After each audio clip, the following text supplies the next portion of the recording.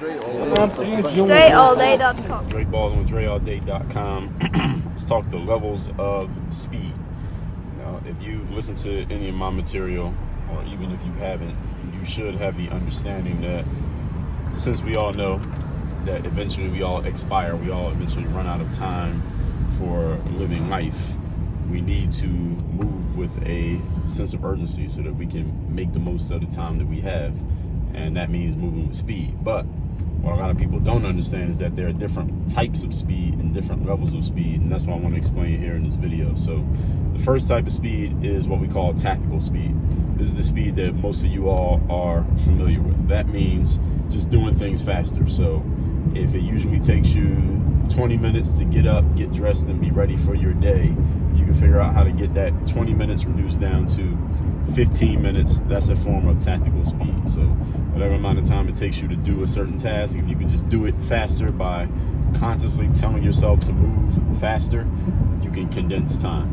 And if you do that with several tasks over the course of a day, let's say you take 10 different tasks and you're able to shave 5 minutes off of each task, now you just gave yourself 50 additional minutes in a day. And with that 50 additional minutes, you can get more and other things done. Or maybe you can use that time to relax or spend time with your kids or your spouse or whatever. So tactical speed is a real thing. It is useful. And if you were to put more speed behind your actions, you would get more done and you would find yourself having more time to use however you wish, whether you want to get things done or whatever else you could do with it over the course of a day. So tactical speed is a good thing. It is useful. And since many people are so slow to take action on anything, people are just generally slow in their behavior, tactical speed is the first thing that everybody can start using and get a lot more done over the course of a day. For example, in interviews and sales, like in type outbound sales, where you are actually making the calls, you're reaching out to people. If you're getting 10 phone calls completed per day, you would probably get 20 completed per day if you would just stop putting the phone down or picking up social media in between every phone call or in between every conversation, or stop talking to your person at the desk next to you, or stop checking your email. You get a lot more done. That's tactical speed, just actually moving faster and not wasting time in between behaviors. Second level of speed is what we call strategic speed, because strategy governs tactic.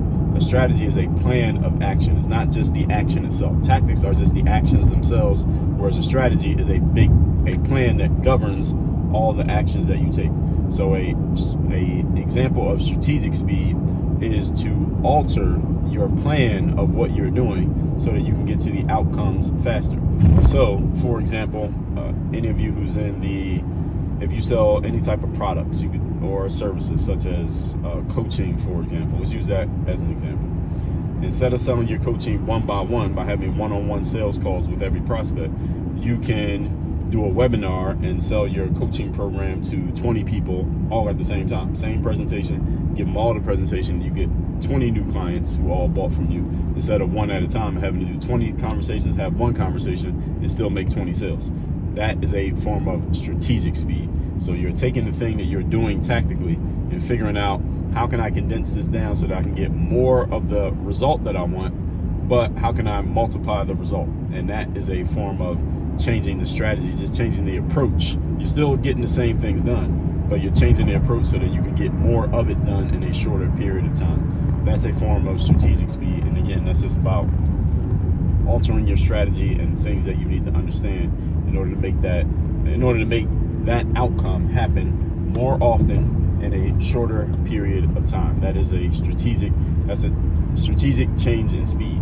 Another thing could be, instead of, let's say you're in sales and you're doing outbound sales and you got to make 20 calls a day, instead of just figuring out how do I make 30 calls or 40 calls a day, which is tactical speed, asking yourself, how can I set it up to where maybe my assistant or my sales team are making the calls instead of me making the calls. So the calls are still happening.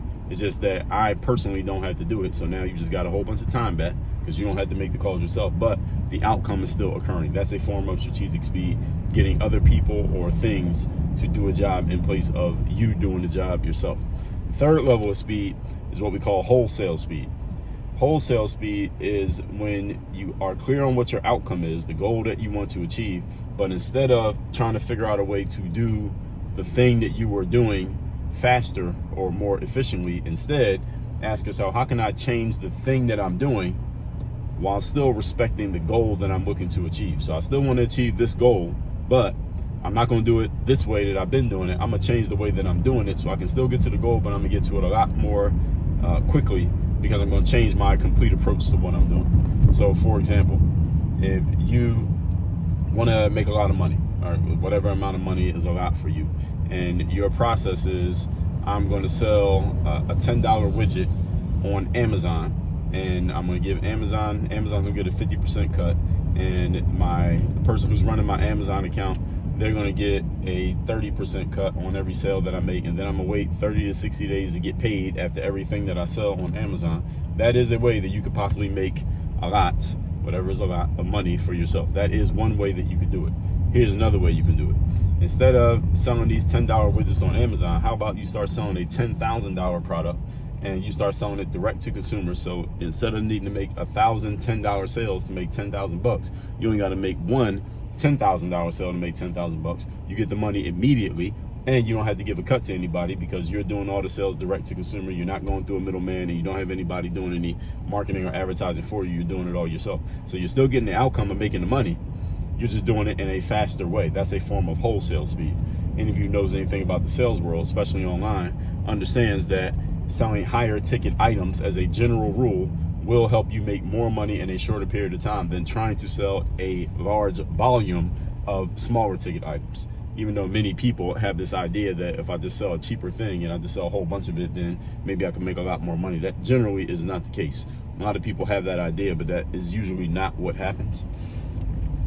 And one thing that I'll tell you, I'll probably do a video on this sometime in the future, what most people believe to be true about anything involving growth, advancement, success, and achievement is usually wrong. And many people get this idea, well, let me just get something really cheap and just see if I can sell a whole bunch of them to a bunch of people. Usually is not the way to get there. It's not that there aren't exceptions that have done it. Walmart is an example. Amazon is another example. But exceptions usually prove the rule. They do not disprove the rule. So the fact that you can point out the exceptions are the reason why they're exceptions. Same way that I say you need to be tall to be a basketball player, and you can point out one guy who was 5'7" who made it, or that is not a disapproval of the rule that you probably need to be tall, because the fact that you can point out the exceptions. Now, point out all the people who are tall.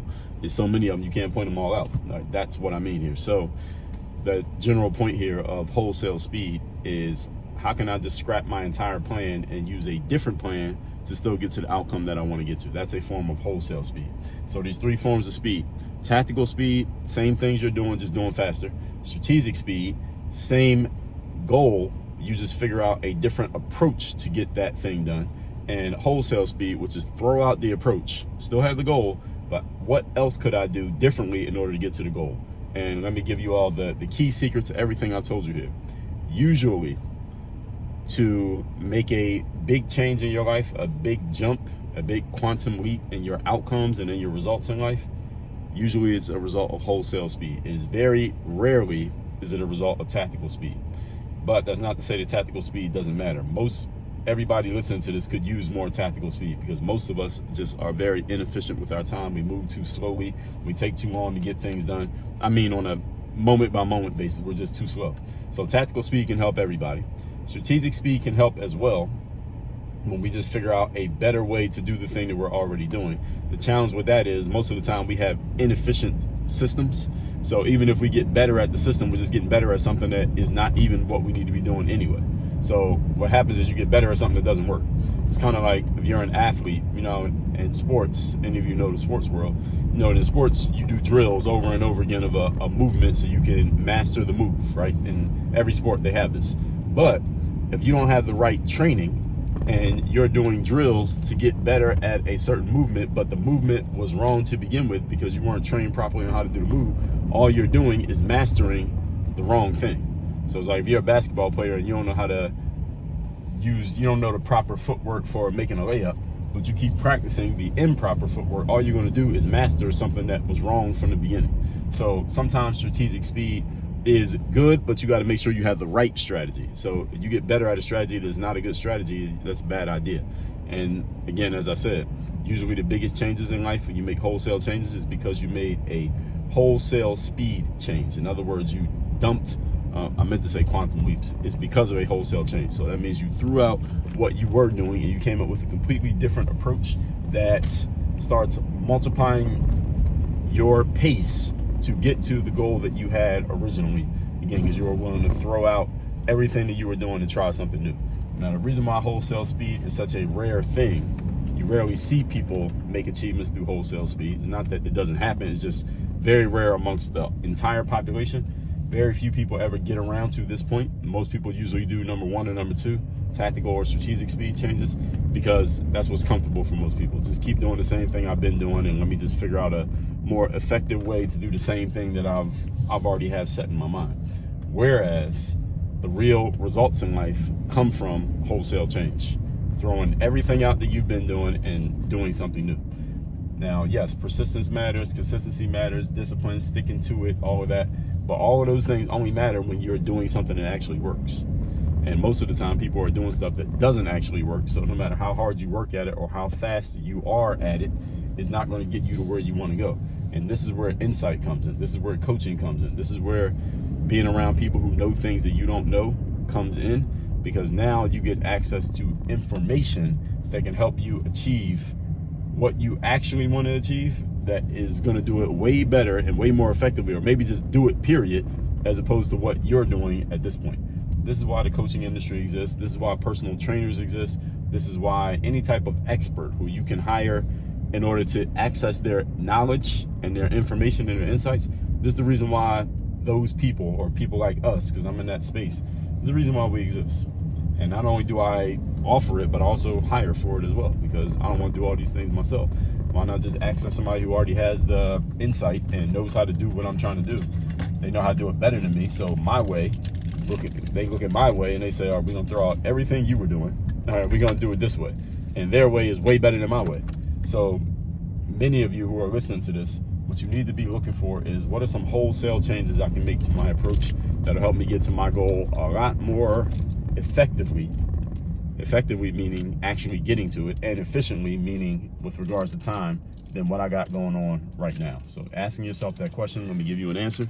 Go to workonyourgameuniversity.com. That's the place where I do all of my coaching. That's where we have all of our programs. You want to work with me directly, that's the place to make it happen. That link is down below in the description. Again, it's workonyourgameuniversity.com. Work on your game. Dre, all